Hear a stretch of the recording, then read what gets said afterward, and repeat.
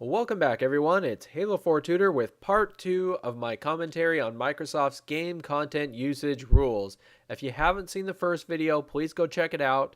I put it up a couple days ago, and there's been an enormous amount of feedback. It's been one of the most controversial videos I've ever put out.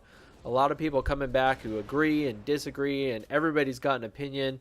And it's really an interesting and exciting topic that affects everyone. And so, I wanted to respond to a few of the comments that have come out and just maybe elaborate a little bit on the facts and my opinion.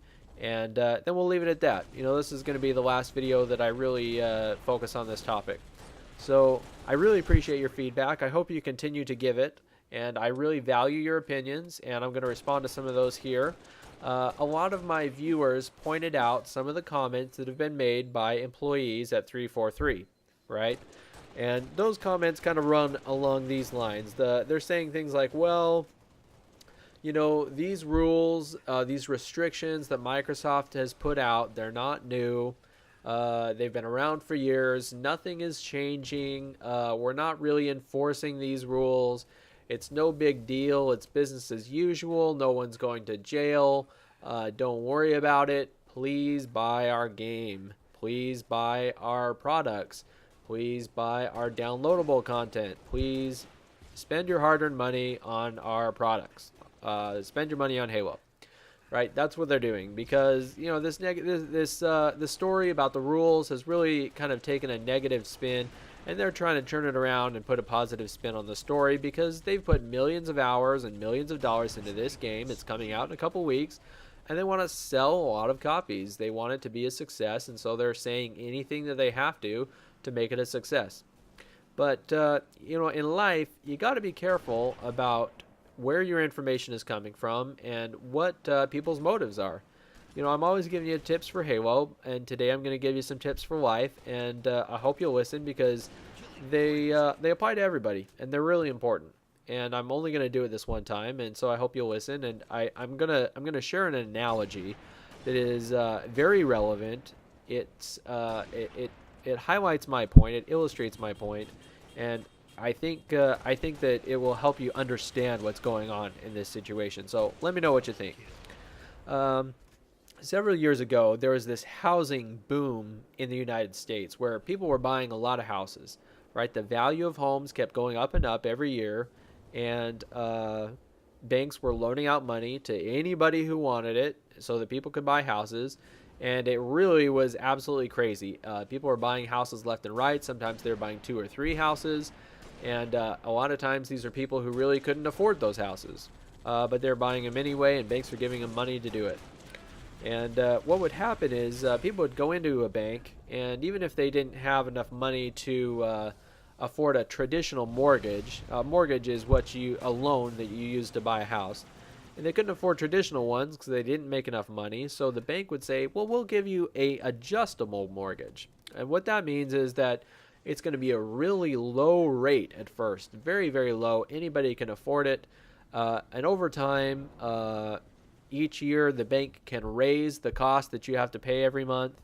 And, sometimes there was absolutely no limit to the amount that banks could raise your rates, right? They could be very, very expensive. Sometimes 2 or 3 or 5 times as expensive as when you started out, right? So they could get really expensive really fast. And what seemed like a great situation at first turned into a nightmare for millions of people. So I want you to imagine that you went into a bank, that you wanted to buy a house for your family, and the loan officer sitting there, they represent the bank, and they say, here, we've got this great loan for you.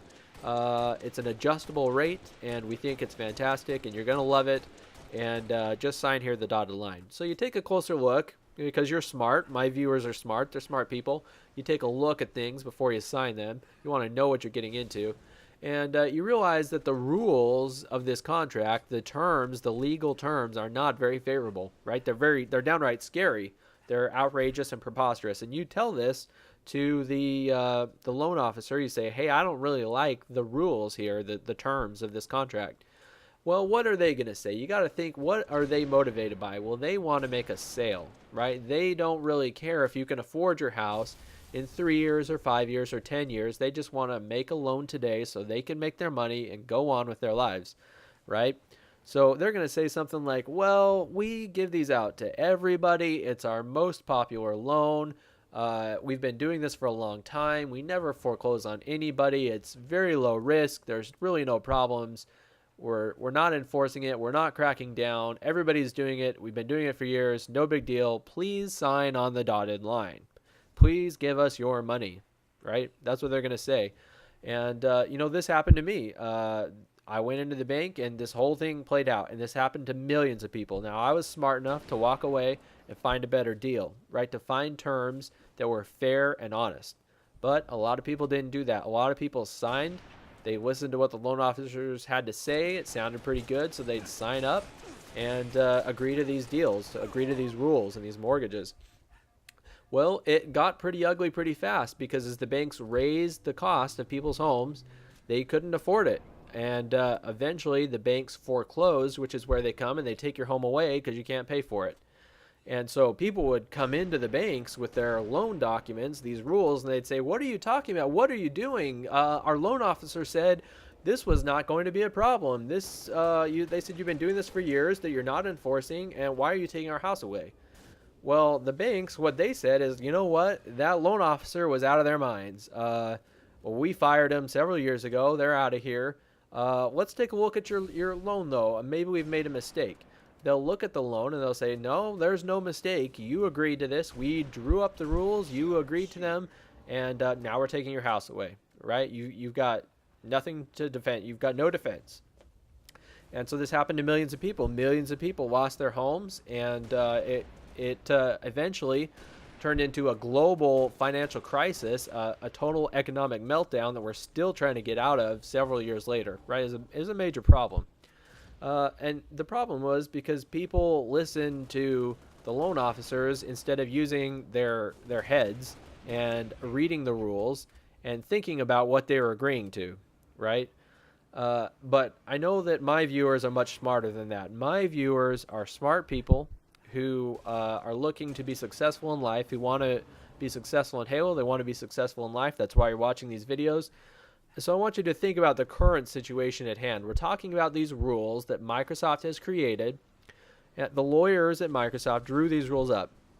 And the people at 343 who are trying to sell games and make money are spinning the rules. They're saying, oh, ignore the rules. It's no big deal. Forget about it. They've been around for years. We're not enforcing these. It's business as usual. Please spend your money, right? Have you heard any apologies from the lawyers or the attorneys at Microsoft? No, they're not apologizing for these rules. They're not making excuses for these rules. They're not backing down from these rules, right?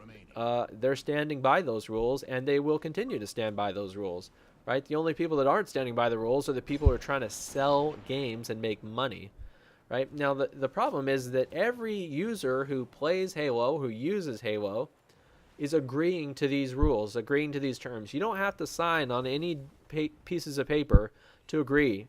If you play the game, you're automatically agreeing. That's the way that it works with intellectual property today. And the people at 343 aren't worried about you and me and any other user once they've collected the money, right? Because once they have your money, that's all they care about. They're not worried about what happens to you 3, 4, 5 years from now. They're worried about making a sale next week when the game comes out. Okay?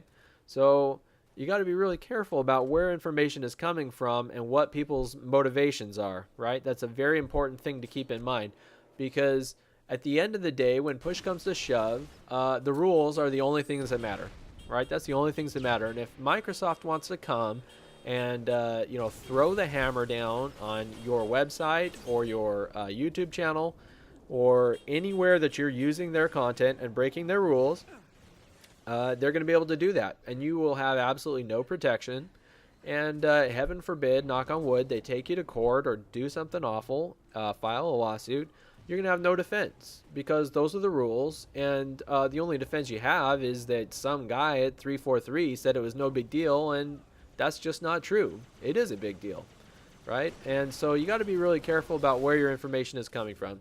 So that's why I wanted to share that analogy with the mortgages, because people were very short-sighted with those mortgages.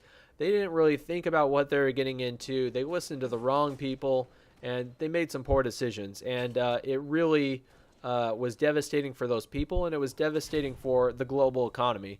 Now, I don't know if these rules are going to be the death of Halo immediately, or if there's going to be any kind of meltdown in the YouTube community. I don't know what the future holds. I don't. But I know that these rules are very dangerous. They're leaving the YouTube community and the Halo community open to a lot of risk, a lot of danger, and there's no protection.